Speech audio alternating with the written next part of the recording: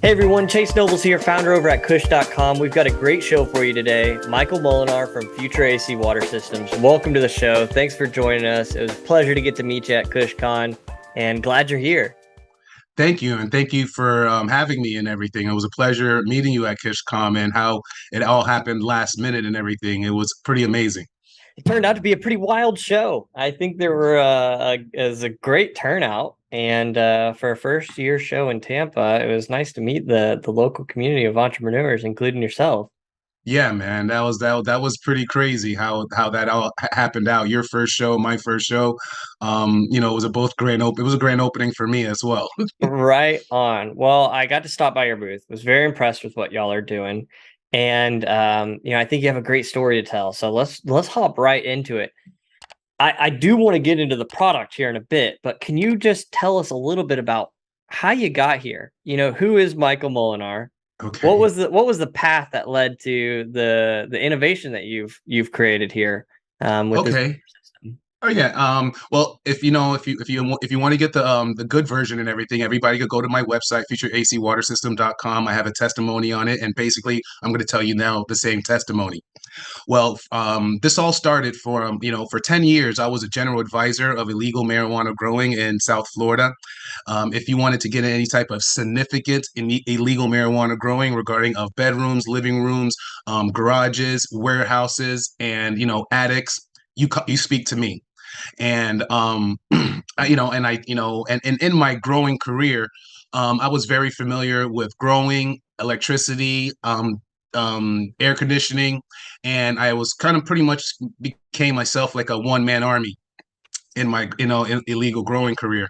And then I guess you could say, but in all my indoor growing rooms, we always use the water from the air conditioner to feed our plants. That was just the complete default.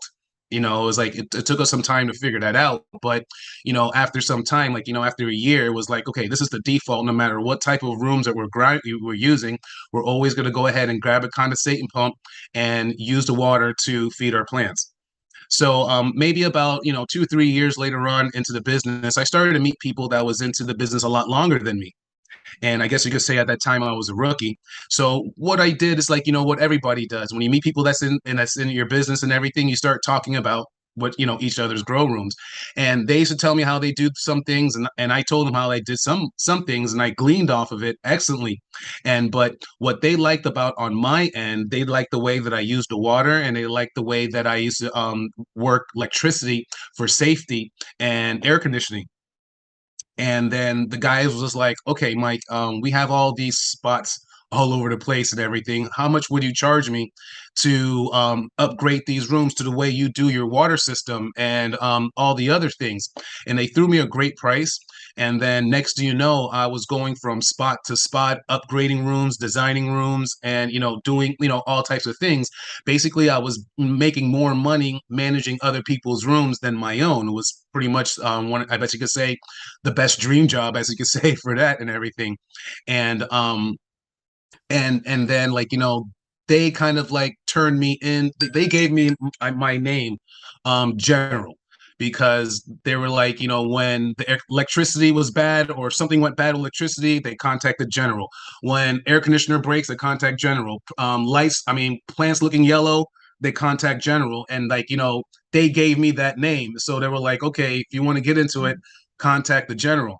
And as you can see in the back, this is the way we always recycled our water. So my growing career ended by getting arrested, and had to try to get back on my feet and everything. But I wanted to get back into the business, but in some type of legal way. And as a grower, I was a great grower, a great manager and everything. But I knew that I had this water system that was a little bit different that nobody had. And this is like 10 years ago.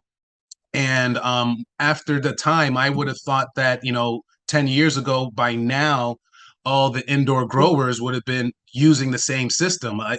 So, after year one, year two, year three, year four, year five, year six, year seven, I'm like, what's going on here? So I decided, okay, let me give it a shot to, get back into the business and managing indoor grow rooms and showing people my ways of I do things. So I had this way of doing the AC system, and I wanted to get it protected. So I went to a patent attorney because I have a little bit of history of doing some trademark in the past, and we pitched it to him. Now I went to the patent attorneys in doubt, meaning that because people has been using air conditioning water to feed their plants forever. This is not new, you know, and like pretty much we live in pretty much of a time where like almost everything is invented. You know what I mean? It's like everything is very tech. So I went in there with doubt, meaning that okay, somebody had to do this by now, but let's just find out. And the attorneys was just as well. They loved the idea, but it was like, let's just do this the legal way. So I started off by looking up companies that exclusively does AC water recycling, and it came out blank.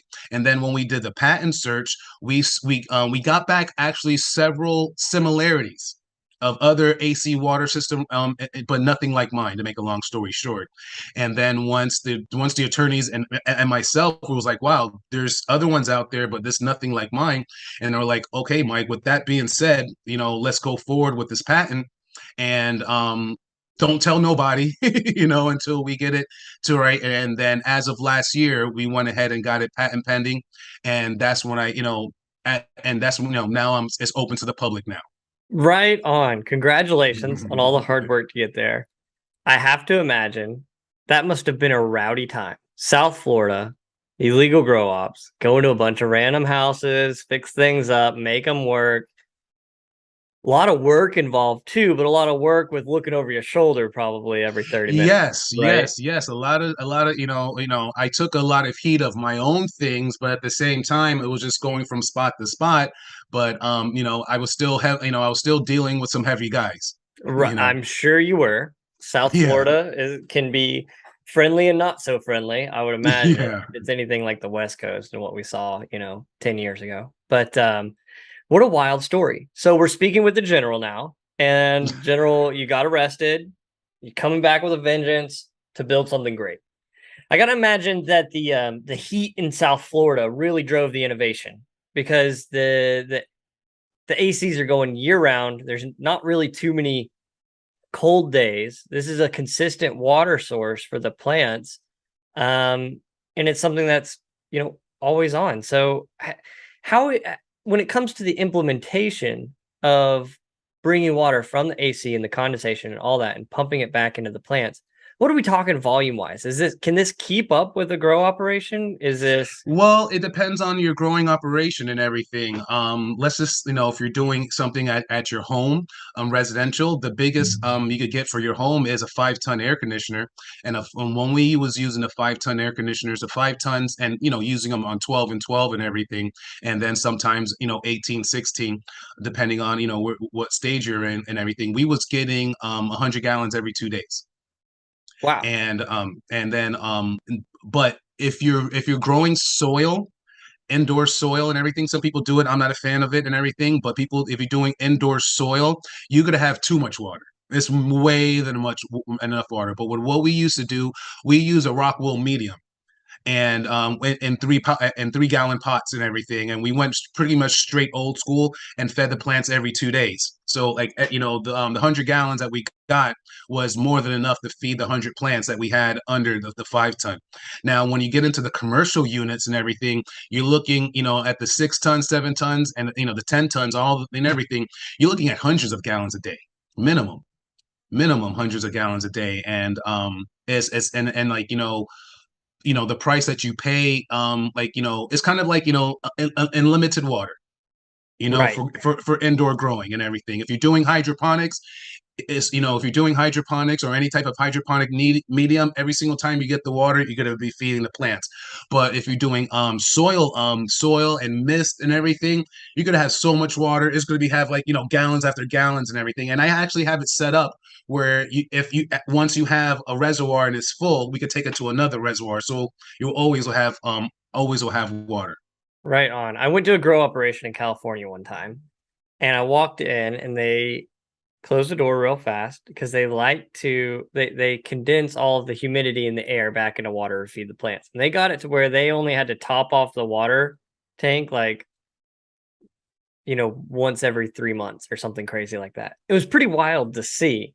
Um, Do you also, how do you think about the humidity in the air and recycling the water? Is that a part of this as well from Well, yeah, I actually got a perspiration and phone. everything? I actually got a phone call from a guy, and he wanted to, in his growing operation, he wanted to recycle the water coming from his humidifiers. That was like his goal. And then when he saw my system, he's like, "Oh, you don't do you do humidifiers?" Like, yeah, to do humidifiers or air conditioning. He was like, my gosh, thank you. You know what I mean? Because like his goal was the dehumidifiers, but he's like, not only you guys could do my dehumidifiers, you could do my air conditioners. We have, he's like, I read your thing. We say we have about 30 tons and everything. And he's like, we have air handlers all over the place. And I was like, yeah. And then what I did tell him, I was like, what I'm doing is pretty much upgrading your air conditioner, what is called an atmosphere water generator. There's these machines that they say they're making water out of air and everything, but unfortunately, if you strip them down, strip them down naked, they're the same parts as an air conditioner. You know what I mean? They have the same underwear, same panties, same everything, and an atmosphere water generator. I'm working with this guy that actually sells them, and that's how he found me. He actually sells them. An atmosphere water generator to give you 30 gallons a day and everything, about $15,000. Oh, wow. Pretty expensive. Yes, very expensive. Plus, you have to plug it in. You know what I mean? And then on top of it, you have to make it, you're not going to make 30 gallons a day when you actually have it inside a home or an inside of a business that's actually cool inside. They're Hmm. really made to, you have to plug them in and put them outside so they grab the outside humidity. So it will make a lot more water, but it's the same thing as an air conditioner. And the pricing that I charge of a company upgrading their system is to night and one. This is like a 10-ton air conditioner is going to give you hundreds of gallons a day, at least 100, 100 gallons a day. So, and an atmosphere water generator is going to cost you 15,000. I'm just going to charge you 1,500 just off that unit, and your air conditioner people will charge you parts and labor. You know what I mean? I'm pretty much giving it away compared to what an atmosphere water generator goes for and everything. So the guy was like straight to the point, Mike. You trying to tell me each unit and everything $1,000 a unit? And then I was like, yeah. He was like, I got it. You know what I mean? Got it. And he's gonna bring it to his engineers and everything and say, like, if this thing is possible, because he wanted to know, like, we do reverse osmosis. And he's like, what's the difference between the reverse osmosis and an AC water? I'm going to tell you, you're going to get a difference is a 50 ppm because it's coming off the aluminum. It's coming off the aluminum. Now, reverse osmosis is going to get it all the way down to zero, and you're not going to get a difference of no plant of a 50 ppm and a 0 ppm. You know what I Right. mean? Like, taking rainwater and put it through reverse osmosis is kind of like a waste of time because you waste more. And then you got to take that and cycle it back. You know what I mean? I told him if you want to do it, of course you can. You know what I mean? But it's a waste of time. And I've been doing it for over years and I haven't had a dead plant yet.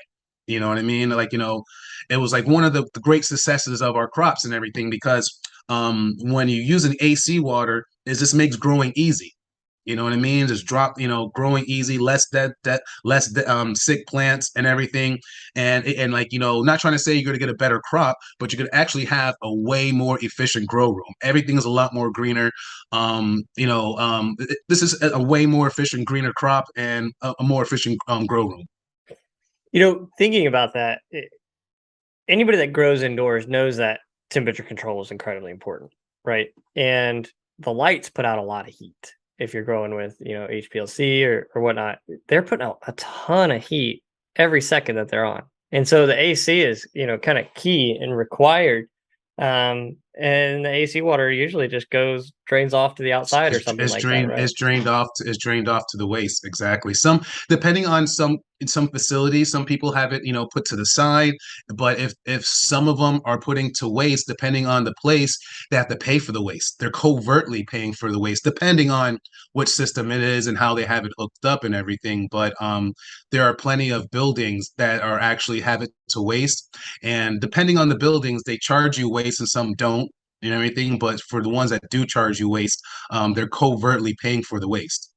So now that you're up and live, how's it going? Have you gotten to do some implementations in the market with this Well, new legal entity with the patent pending product and everything going on? How's it going? Curious to well, hear. so far so good. Like I said, we just opened up in June, and we went to we went to, we're basically touring and doing our grand opening year, I guess you could say. We landed a spot. We're going to be in Cannabis Now magazine, and we're going to be in the November issue.